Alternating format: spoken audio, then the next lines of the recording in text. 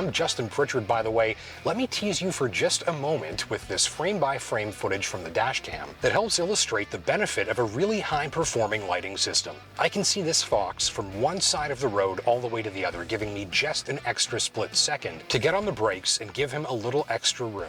Much more on that lighting system coming up for you later in this video, but first, let's meet the machine.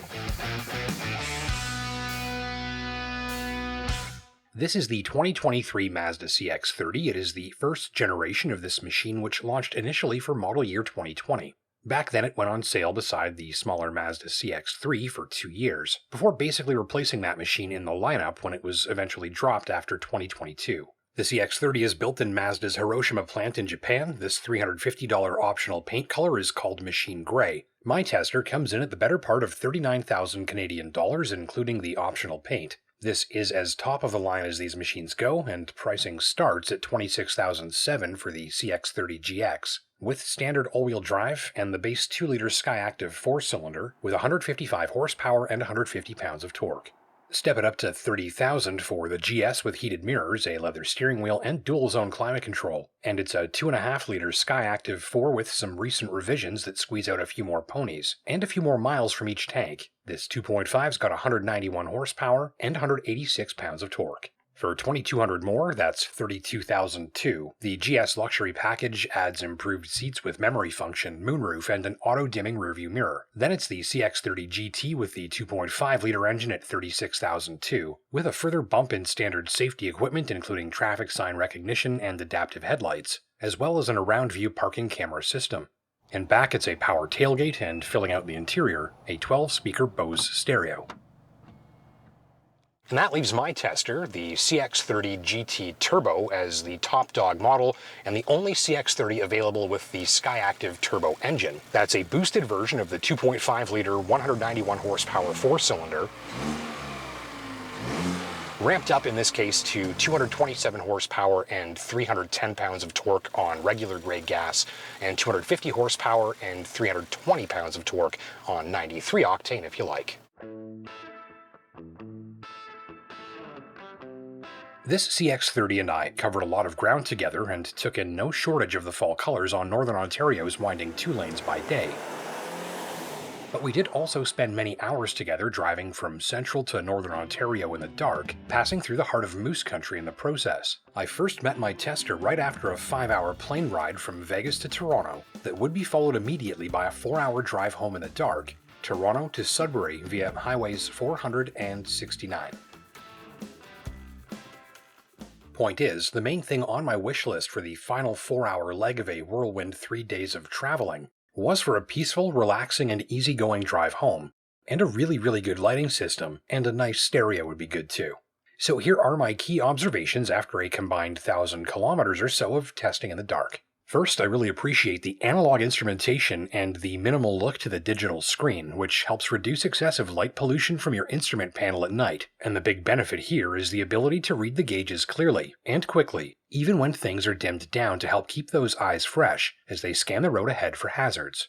Other ambient lighting around the cabin is subtle and non-distracting, and in all I really appreciated the focused environment created when there's only as much stuff lit up around you as there needs to be. Up front, the headlight game is absolutely on point, and I continue to be impressed over the years and years of testing to see headlights that perform this well being installed to more and more affordable vehicles. The LED technology lamps just chuck white light far and wide, and as you're watching the time-lapse footage, keep an eye on 3 things. First, engaging the high beams doesn't shift any light away from your foreground. They just add more light wider and further away. This means you've got consistent lighting in your direct foreground at all times, and that's one confidence booster, and even some extra notice of wildlife or humans approaching from your peripheral. Second, notice the engagement of faraway reflective surfaces. Even far up the road in the dark, you're able to see road lines and reflectors, and therefore anything that might be walking in front of them, at a really good distance as your eyes scan the road ahead for wildlife. Third, I'd say generally good control over the beam pattern and cutoff, with lots of light out to the ditches and tree lines, plenty where it's needed and little where it's not. High-performance lighting systems like this are very commonplace nowadays in vehicles at this price point, Still, there are two important things to know. First, the auto high beams proved disappointing on much of my drive. It's not shown in this footage, but there are sections of highway along my usual routes that have a tremendous number of additional reflectors installed to help boost nighttime safety. I found the CX-30's automatic high beams to have a lot of trouble here, and spent a lot of time flashing accidentally until I just began to work them manually. Second, high beams this powerful mean that drivers should exercise caution when approaching large reflective objects on the roadside, like big shiny signs or reflective billboards. If you catch one the wrong way with those brights on and you're too close, it's like getting a spotlight in the face. You can see that in this footage, as we approach that very reflective sign on the right. After a few nights of driving, you'll spot these signs at a distance and learn to dip down to low beams for just a second as you pass them. Finally, another subtle touch that's not really captured in this footage, but that is worth being aware of. These are adaptive lights that can steer into corners, which helps visibility on winding roads by pointing the light into corners where you need it. So one of the extremely cool things about this is that at lower speeds, the projectors in the headlights will actually respond to the same sort of extremely small steering inputs that don't change the vehicle's position on the road. So with a little bit of practice, you'll learn to be driving and just dial in these tiny little steering inputs, which cause those projectors to sweep their light back and forth up the road in front of you and give you a better sense of your surroundings. And that's what I can tell you about driving the Mazda CX-30 in the dark.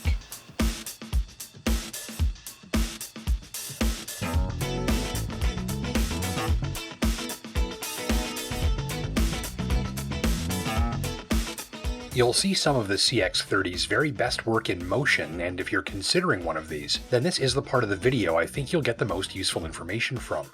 The drive is the foundation of the experience. The CX-30 feels solid and dense, a planted and confident cruiser that tends to drive at speed, with a bit of a bigger SUV feel, specifically with quick but heavy steering, excellent body motion control, and nicely managed noise levels, turning in a well-calibrated feel for drivers after something responsive and very sure-footed. So you've got a leather-wrapped steering wheel at your fingertips, heated red leather underneath you, and a cabin that's curvaceous and trimmed up with metal and leather like a luxury car. And that's where you get to sit back and relax while you enjoy a driving feel that's appreciably low on disturbances. Most of the subtle little vibrations and buzzes you expect while driving never make their way to your backside or fingertips. Wind noise levels are kept nicely in check even at a solid highway cruising speed. And after no less than 20 hours of that, I never felt the need to raise my voice for a phone call or conversation with a nearby passenger. Tire noise can become a bit excessive on more coarsely textured pavement surfaces, but if you'll do a lot of driving on smooth tarmac, you're in for a treat. Another notable mention from this test drive goes to the suspension, I think one of the best parts of this machine, when it comes to the sensation of feeling very finely tuned. On the highway, it's planted, stable, and comfortable. On around-town roads, common bumps and disturbances like speed humps and railway crossings are tackled with minimal noise or harshness. But it's on the very roughest roads I test cars on where the biggest surprise appeared. There is excellent control over disturbances, excellent control over noise levels from beneath the vehicle, nearly zero feedback through the steering, easy tracking within your lane while the suspension is getting pummeled, and in general a much more comfortable ride than I was expecting on some of the bumpiest roads I drive on. So the key takeaway from testing in Northern Ontario's back roads is that the ride can become a little jarring at times, but there is a consistently thick layer of softness around the edges of the shock absorber action that keeps even really nasty bumps from transmitting much feedback through the floor, your seat, or the steering. So while the ride can become busy, it's still relatively soft and quieter than I was expecting here. From the driver's seat, I can travel over bumpy roads a little more quickly and with a little less stress and discomfort than the norm here. The CX-30 is compact and easy to maneuver, the backup camera graphics are good, and the bird's eye camera system is handy. Still, I did find steering to feel a little heavier than I like in parking lot situations, making this a little more labor-intensive than I was expecting during parking. I did wish the brakes felt a little more precise when working them gently, but get serious on that brake pedal and the CX-30 shuts it down fast, with what I'd call a more urgent bite and shorter stroke required to achieve it than the average for most crossovers. Translation: these brakes can feel a bit squishy in traffic, but they feel great when you work them hard. I ran regular grade gas for my entire test drive, meaning that in my custody, the optional 2.5-liter turbo engine was making 227 horsepower and 310 pounds of torque. I could bump those figures up by 23 and 10 respectively by using 93 octane gas. To me, the added cost isn't worth it, but it is nice to know you've got the option of an on-demand power boost. I'll give you a very detailed breakdown of the CX-30's fuel economy versus a half dozen competitors in another video. So make sure you hit the like and subscribe buttons if you're watching on YouTube and click that notification bell so you don't miss that upload. To help you decide on which engine to choose, what I can tell you right now is that assuming you drive 25,000 kilometers per year and pay $1.50 for a liter of gas, the difference to your monthly fuel budget between the 2.5-liter non-turbo engine and the 2.5-liter turbo engine is about $30 a month, in exchange for 18% more horsepower and 63% more torque. The turbo engine is not a loud and proud sort of hot rod power plant.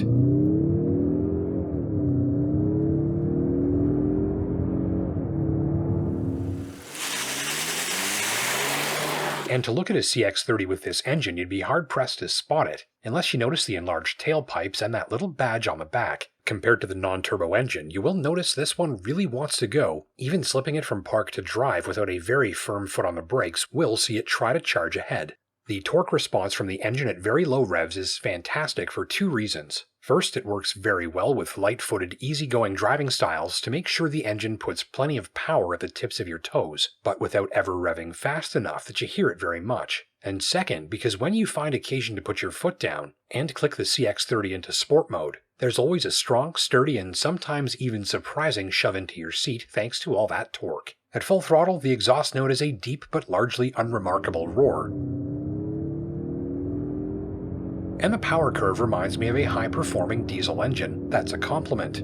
Specifically, the Skyactiv-Turbo doesn't have much of an appetite for revs, but it sure concentrates a very generous quantity of torque into its compact power band, with deep reserves of thrust that are always very accessible.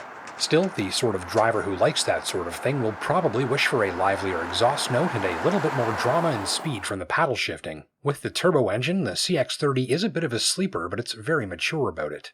Still, watch that right foot if you want to avoid frequent fill-ups. All CX-30 models, regardless of engine, use a 50-liter gas tank, and the 2.5-liter turbo empties it the fastest. So drivers frequently traveling remote highways with limited access to fuel, and drivers who will frequently travel long distances in a single shot, will likely be left wishing for improved highway cruising range.